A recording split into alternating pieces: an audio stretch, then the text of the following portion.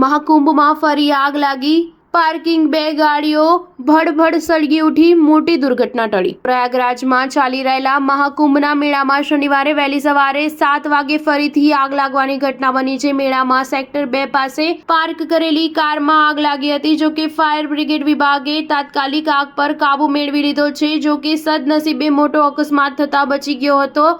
એક ગાડી સંપૂર્ણપણે બળીને ખાખ થઈ ગઈ છે, જ્યારે બીજી ગાડી અડધી બળી ગઈ છે। પ્રાપ્ત માહિતી અનુસાર મહાકુંભ નગરમાં શનિવારે ફરી એકવાર મોટી દુર્ઘટના ટળી છે। પાર્કિંગમાં ઉભેલી ગાડીને આગ લાગી હોવાની જાણકારી વહીવટીતંત્રને આપવામાં આવી હતી। ત્યારબાદ ફાયર બ્રિગેડની ટીમ ઘટના સ્થળે પહોંચી ગઈ હતી અને આગ પર કાબુ મેળવી લીધો હતો। આ દુર્ઘટનામાં કોઈ મોટું નુકસાન થયું નથી।